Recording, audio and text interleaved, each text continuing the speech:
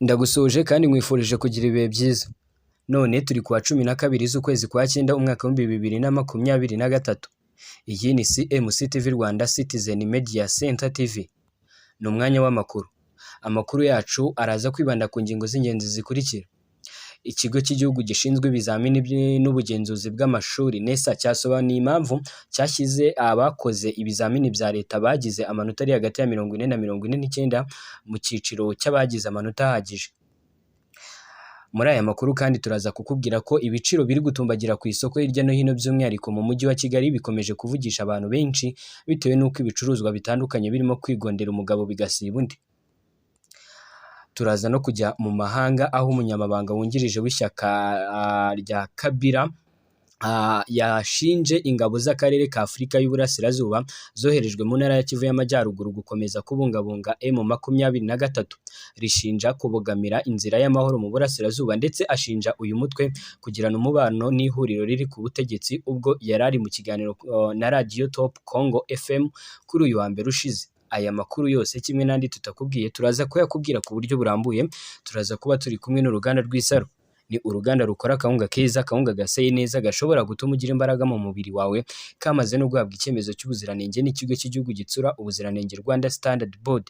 Niba wifuza kurangura gutanga komande bahamagare kuri nimero 0788651468 cyangwa ubasange mu karere ka Rulindo ni mu murenge wa Kisaro niho uruganda ruherereye.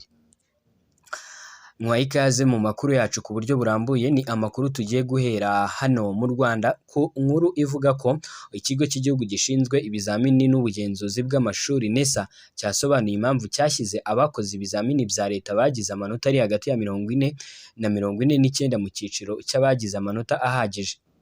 Iki kigo kuri uyu wa 11 Nzeri 2023 cyashyize hanze ibisobanuro ku buryo amanota abarwamo n'ibyiciro abakoze ibizamini bya leta mu mashuri abanza n'icyiciro cya mbere cyayisumbuye mu mwaka w'amashuri wa 2022-2023. Bigaragara ko abagize amanota ari hagati ya 0 na 19% bashyizwe mu cyiciro cyo gutsindwa, bivuze ko bagomba gusibira. Abagize ari hagati ya 20 na 39 bashyizwe mu cyiciro cy'uko bagerageje, mu gihe cyo abagize hagati ya 40 na 49 bashyirwa mu cyiciro cya birahagije. NESA yashyize abagize amanota ari hagati ya 50 na 59 muri birashimishije, hagati ya 60 na 68 bashyirwa mu cyiciro cya byiza, hagati ya 65 na 69 bashyizwe mu cyiciro cya byiza cyane. Icyiciro cy'abagize amanota menshi kurusha abandi ni icy'abari hagati ya 70 ndetse n'100, kikaba cyahawe inyito ya indashyikirwa. Kuri uyu wa 12 Nzeri 2023 NESA yatangaje amanota y'abakoze ibizamini bya leta bisoza amashuri abanza n'icyiciro rusange cyayisumbuye. Mu kiganiro n'abanyamakuru, umuyobozi mukuru wayo Dr Bahati Bernard yabajijwe icyashingiweho kugira ngo byemezwe ko abagize amanota ari hagati ya 40 na 49 bashyirwa mu cyiciro cya birahagije. Dr Bahati yasubije ko kutabyumva neza byaterwa n'uko igenekereza riva mu Cyongereza rijya mu Kinyarwanda ryaba ritaragenze neza wenda. Yagize ati inyito y'ibyiciro bitandukanye dushyiramo abanyeshuri bitewe n'umusaruro wabo, mu by'ukuri birahagije nabonye yabaye birahagije. Ishobora kuba ahari ari ikibazo cy'ururimi translation itagenze neza, nuko wenda. Yakomeje agira ati mbivuze mu rurimi rw'amahanga n'inzego zitandukanye dushyiramo abanyeshuri dukurikije amanota bagize, aho urwego rwa mbere rw'abakoze neza ari indashyikirwa cyangwa se excellent, mu gihe cyo nyine ubwo wagera kuri birahagije ubona ko nyine birahagije cyangwa se adequate, niko mu ndimi z'amahanga bivuga. Ati rero reka abantu bere kubyibeshyaho.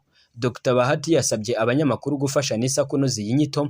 Ati ishobora kuba wenda ari imvugo itumvikanye neza, ariko ni ukugerageza guhuza indimi no kugenekereza. Gusa twanasabaga ko ahubwo mwanatugira inama uko twabyita mu buryo bwumvikana neza, cyane cyane ko abenshi hano b'abanyamakuru ari intyoza mu Kinyarwanda. Imibare yatangajwe na NESA igaragaza ko abatsinze ibizamini bya leta bisoza amashuri abanza ari 91.1%, naho mu basoza icyiciro rusange cy'ayisumbuye abatsinze ni ku kigero cya 86.97%. Reka amakuru yacu tuyakomereze n'ubundi mu mujyi wa Kigali, aho ibiciro biri gutumbagira ku isoko hirya no hino, by'umwihariko mu mujyi wa Kigali, bikomeje kuvugisha abantu benshi bitewe n'uko ibicuruzwa bitandukanye birimo kwigondera umugabo bigasiba undi. Abaturage icyo bakomeje kwitsaho ni ibiribwa ahanini, kuko ngo nta bitarazamutse. Urugero ni nk'ibirayi, hamwe na hamwe usanga ikiro kigeze ku 1,500, naho ibitoki bikaba bigeze kuri 400. Ni ibiciro abanyakigali bavuga ko bikomeje gutumbagira, kandi aho bakura amafaranga nayiyongera, bityo ugasanga ntibashobora kwihaza mu ngo zabo. Ni mu gihe ikigo cy'ibarurishamibare gitangaza ko mu kwezi gushize izamuka ry'ibiciro ryari ku muvuduko w'igipimo cya 17.4%. Uwitwa Manirafasha Emmanuel yavuze ko nta gicuruzwa kitazamuye ibiciro kandi umushahara utarazamutse. Raporo ngaruka kwezi y'igipimo cy'ihindagurika ry'ibiciro igaragaza ko mu kwezi kwa munani ibiciro byiyongereye ku gipimo cya 12.3% ugereranyije n'ukwa munani k'umwaka ushize. Ibi bikaba bishimangira ubwiyongere bukabije bw'itumbagira ry'ibiciro ku masoko. Abakurikiranira hafi ibijyanye n'ubukungu bakunze kubona ihindagurika ry'ibiciro nk'ingaruka za COVID-19 n'intambara ishyamiranyije Ukraine n'Uburusiya, ariko batirengagije n'ihindagurika ry'ibihe rikomeje gukataza. Ni mu gihe guverineri wa Banki Nkuru y'u Rwanda John Rwangombwa aherutse gutangaza ko ibiciro bizahinduka bigendeye ku musaruro waboneka mu gihembwe cy'igihinga cy'umuhindo.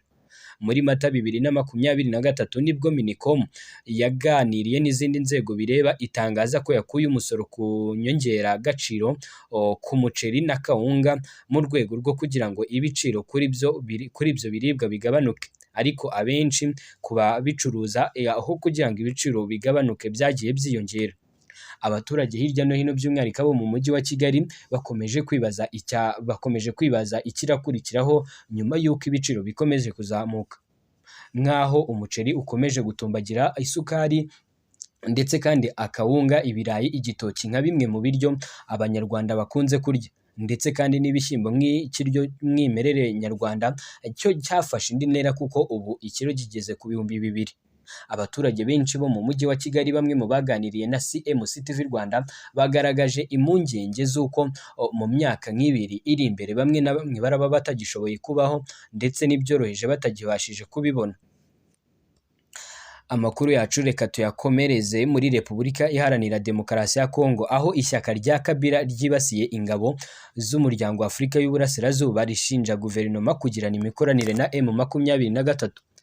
Ferdinand Kambere asubiza ibibazo by'umunyamakuru ubwo yabazwaga kuri ibi bibazo, yagize ati: "Ni iki kindi EAC yaje gukora niba atari kubungabunga M23 ifatanyije n'ubutegetsi bwa Repubulika Iharanira Demokarasi ya Kongo?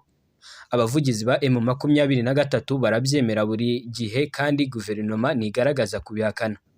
Uyu muyoboke mukuru w'ishyaka ry'uwahoze ari Perezida Joseph Kabila yemeza ibyo avuga ashingiye cyane cyane ku guceceka k'ubutegetsi bwa Tshisekedi ku bivugwa n'umuvugizi w'uyu mutwe yita uw'iterabwoba. Uyu yagize ati: "Hari verisiyo mufite itandukanye ya guverinoma, iyo M23 ivuga ngo muri inshuti zacu, twasinyanye amasezerano, twarwananye namwe mu kurwanya Kabila. Uyu kandi avuga ko ikindi kibyemeza ari ubwicanyi buherutse gukorerwa i Goma ku itariki ya 30 Kanama." Amakuru aturuka mu nzego z'ubutegetsi avuga ko mu guhashya imyigaragambyo y'abayoboke b'idini ryabo, abagize ingabo zishinzwe kurinda perezida muri Kongo bishe abigaragambyaga bagera kuri 50. Iki gikorwa ku bwa Ferdinand Kambere ngo gisobanura ubufatanye buri hagati y'ubutegetsi bwa Tshisekedi n'aba batera ubwoba. Nubwo uyu avuga ibi, ku ruhande rwayo Kinshasa ntiyigeze ihwema kwamagana intambara zo mu burasirazuba bw'igihugu bukomeje kuba indiri y'ibikorwa by'imitwe yitwaje intwaro y'abanyagihugu n'abanyamahanga, ariko ukunze gushyirwa mu majwi ukaba umutwe wa M23 ivuga ko ushyigikiwe n'u Rwanda. Ku bijyanye n'ubwicanyi bwabereye i Goma, guverinoma yohereje komisiyo igizwe n'abaminisitiri barimo uw'ingabo ndetse n'uw'umutekano w'imbere mu gihugu ngo basuzume ibyabaye, ndetse abasirikare 6 bo muri uyu mutwe ushinzwe kurinda umukuru w'igihugu barimo kuburanishwa. Umutwe wa M23 niwo wafashe iya mbere mu kwamagana ubwo bwicanyi ubwo bwabaga binyuze ku muyobozi wabo Bertrand Bisimwa. Ku bijyanye n'ingabo z'akarere ka Afurika y'Uburasirazuba, manda yazo yongerewe amezi 3 mashya kugeza ku Ukuboza, nubwo Perezida Tshisekedi yagiye anenga cyane izi ngabo. Ni umutekano muke ukomeje kuba ikibazo muri Repubulika Iharanira Demokarasi ya Kongo, aho abaturage bo muri Kivu y'Amajyaruguru bakomeje kwibaza byinshi ku mpera z'uyu mutekano ukomeje kuba ikibazo, aho benshi bari kubura ubuzima bwabo ndetse bakavanwa mu byabo. Abatavuga rumwe n'ubutegetsi batangiye gukeka ko M23 yaba ifitanye umubano n'igisirikare cya Kongo FARDC.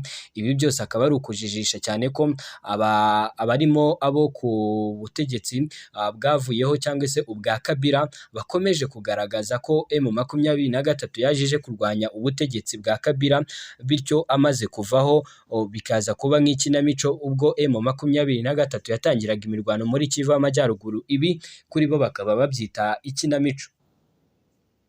Amakuru ya CMC TV Rwanda, Citizen Media Center TV, tuba turi kumwe n'uruganda rw'Isaro.